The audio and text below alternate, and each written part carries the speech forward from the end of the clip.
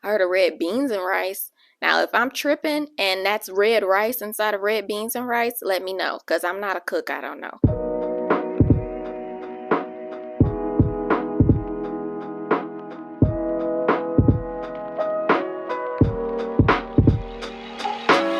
Good morning, good evening, good afternoon. I did want to say a couple things really fast. Ever since the video where I opened up about how I felt that God brought me out here and pretty much the whole thing with that, I started to feel that I needed to take a break off of my comments and pretty much social media. The only thing that I've been doing is posting videos on YouTube, and a lot of that is just because I did receive some questionable backlash. Some of the stuff pissed me off, if I'm honest, and then some things just hurt my feelings, and I started to feel like I needed to guard my heart in that season. I say that season because right now I'm starting to feel comfortable with coming back into the comment section and starting to be more present on other social media platforms and things like that.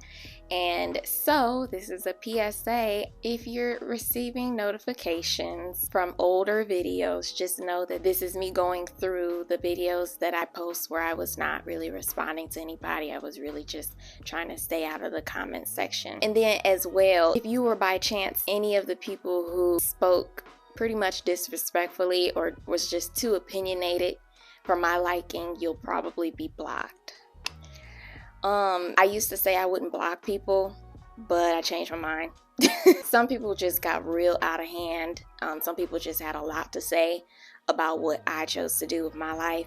And so I hope you can respect that I did need to take a break from being more present on social media, and now I'm going to be making a couple changes. But none of that negates the fact that I had a lot of support and a lot of love and a lot of people telling me their testimonies, and a lot of you guys just had a lot of good things to say, and I'm so grateful for you. So with that being said, this was just a PSA, and now on to Bali Diaries. So starting off, obviously in the last video I was telling you guys that I went to an adult swimming class, and it was a 5-day thing, 2 hours straight for each day. It was private and all of that. If you have not seen that, it is in the last video. I will link it in the description box, or I'll put it on the screen, I don't know. But so this is just an update. I hadn't swam directly after that in order to practice, because you know, after you go and you learn something, you want to go and practice it just to make sure you don't lose what you were taught and things like that. And that's what my teacher recommended. But I had a skin issue and I had a hair issue, and I had been in chlorine water for a week straight. So I definitely tried to give myself a break.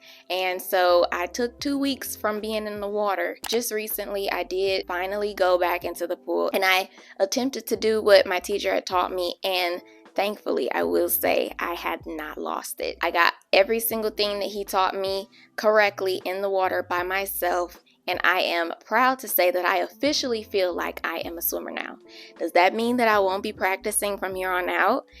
No, I am going to be practicing from here on out. I do feel like it is something that you could forget if you spend too much time out of the water. It's not quite like riding a bike, in my opinion. You do have to keep the muscle memory going, but I know that I have been taught some very valuable lessons, and I'm going to be implementing them every time I'm in the water, and I'm going to be swimming more because I actually do really enjoy swimming. So this is an announcement for anybody who is currently in a place where they want to know how to swim, but they never learned. No matter how old you are, go to an adult swimming class. I promise you, it's not going to go to waste. You just have to be open-minded with what you'll be taught or how it's going to feel in that swimming class. And you also have to be determined to practice on your own once you leave. But if you do want to learn how to swim, which I feel it's an incredible skill to learn, do it. This is me letting you know. Let this be a sign. Go and learn how to swim. You're not going to regret it. It's going to be fun, especially if you have a really patient teacher, a good teacher. So do your research, but definitely go. In my last video, I also announced that I was trying to do a few things on my list. So I did do the painting and I did do the swimming. Another thing on my list was pottery. I did do pottery, and I can't lie, it's not my favorite. That's not to say that I didn't enjoy myself. But I'll just explain what took place. I had to go a day before to schedule a time for me to come in, and so they did schedule me at 9 a.m. the next day. They did inform me that they did have some children that were going to be in the class as well, and I didn't really have a problem with that initially, but when I got in there, I don't know. I don't know if I'm a child person, to be honest. They weren't ridiculous, but they were a little bit annoying. I mean, respectfully, it's nothing against children, because I was a kid myself. We were all kids. But sometimes kids can be asking questions that are unnecessary. Sometimes kids can get loud. They can be doing stuff that distracts the instructor, and it's just not as suave of an environment. But that's okay.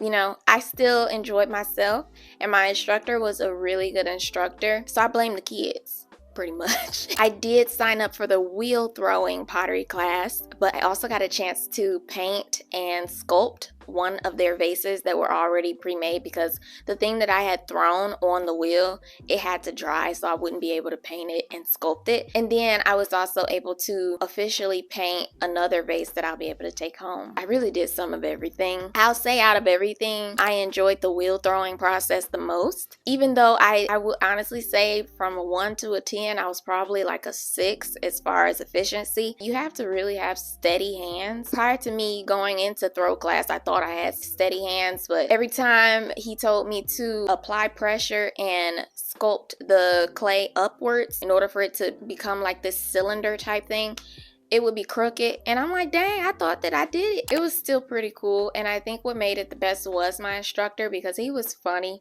when we were cracking up and having great conversation all throughout my whole class. I mean, it was what like 3 hours total. It didn't feel like 3 hours. We were talking the whole time. They offered me coffee. I drank like 2 cups of coffee, and I'm not even a coffee drinker, but I love Bali coffee. They gave me some snacks. It was like Chex Mix with chocolate in it. It was really good. Then even after the whole class, my instructor took me to lunch across the street, which honestly, that just goes to show how cool he was. And I had red rice for the first time. I think it was the first time anyway, because I had never heard of red rice before. I heard of red beans and rice. Now, if I'm tripping and that's red rice inside of red beans and rice, let me know, because I'm not a cook. I don't know. But I had never heard of just plain red rice. So it was really good nonetheless. They seasoned it really good, and I had some chili chicken. I don't know what it was actually called, but I could tell that it was chili on top of chicken, and some spinach. It was the bomb. All in all, I give Pottery, I would say like a 7 out of 10. What really hyped it up was my instructor. So if you come to Bali and you're looking to do some pottery, I would say come to Kavala Studio. It's in Sanur, Bali. They're the sweetest out there. It's clean. It's very pretty. They have a ceramic store right next door, so you can purchase you some pottery that's already made, and it's dope. Outside of that, I have some honorable mentions, but they won't be full explanations just because I didn't really gain that much of footage. I was really trying to experience what was going on. I went on a couple tours to Ebook, and if you've been to Bali, you know Ebook is pretty much known for the rice terraces, the temples, the scenery, the natural aspects of Bali, and you go out there to relax and have a really good time in that regard. I did go to a couple waterfalls. They were very beautiful. I would definitely recommend going to a waterfall. The only thing I will say is be prepared to go up some steps, okay? I went down the steps, not even really factoring in that going up the steps would be hard, okay? I don't know how else to put it. It was very, very tiring. I'd like to think that I'm not the most out of shape, but child, I had to take breaks on that staircase. I wasn't able to do it the way that some people were able to do it. I just want you to know, if you're going to be going to the waterfalls, be prepared to have a workout. I was initially supposed to go to 3 waterfalls. We cut it short. I went to 2, and then I ended up going to the Bali Zoo because my tour guide offered the Bali Zoo as an alternative, and so we went. I'm bittersweet when it comes to zoos because the captivity part of it really bums me out. Just knowing that the animals are restricted, they can't really do as much as they would do in the wild. But I did want to see some of the animals, so it's like a 50-50 thing with me. I was able to feed some of the deer that was out in front, and they were the cutest thing ever. That was the highlight of going to the zoo. I left quickly after that. I went and saw a couple animals, and it really just bummed me out.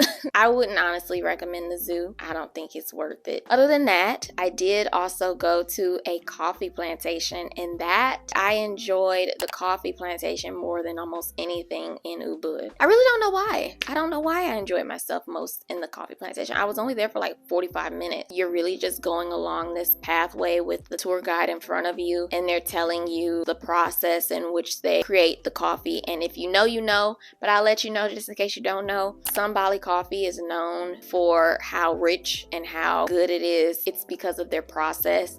They use a certain type of monkey to eat the coffee beans, and then the monkey poops them out, and then they pretty much take that coffee that was pooped out in order to create their coffee. It's very known, okay? So don't judge me. Don't get me wrong, I was grossed out by it, but they really show you the process. Honestly, I think Americans eat worse than the whole fermenting process. By the end of it, they have you go to like this picnic table set up, and they bring you out samples of every type of coffee and tea that they offer. They had like mochaccino, coconut coffee, they had avocado coffee, they had rosella tea, they had all types of coffees, and they were all really good, and their teas were really good. And I'll just honestly say that I purchased like 8 boxes. They know how to get you, okay? Speaking of monkeys, I also did go to the monkey forest. I will say I expected there to be more monkeys than humans, but I guess maybe I went on a really crowded day because there were a lot of us out there. Nevertheless, the monkeys were having a good old time. They were playing with their brothers and sisters or cousins or whomever, playing around, climbing on stuff, and it was really cool to see. They were so cute, even though the main thing is you're not supposed to give them direct eye contact. They have like this rule list right before you go into the monkey forest of like what you shouldn't do. So I made sure to take off my earrings and all of these things, but I think the scenery is what really had me intrigued, and that and the monkeys. Yeah, I was probably there for like 45 minutes as well. I don't know if I would honestly say immediately go to the monkey forest. If you have extra time and you're unsure what to do, sure, go. But it's not something where I'm like, you have to go if you ever come to Bali, you know? So yeah, I know that the Bali Diaries today has been pretty quick in comparison to the other ones, but I've really just been trying to experience things for myself. No matter which way you flip it, if you pull out a camera, it's sort of taking you out of the mood. And there's a lot of things that's going on out here that is too authentic for me to just start recording. I just wanted to share and document these things just in case you were wondering what was going on. I do want to say once again, thank you all for being so supportive. Thank you all for being understanding, for giving me space to take my necessary break from being as present on social media. And I just want to say I love you all. I will definitely see you in the next video. Bye. Older, and so sometimes they make fun of him having like lapses in memory or like doing things that an older person would make a mistake and do, and them laughing and saying he's not fit to be president because he's practically almost senile. And it's so messed up, but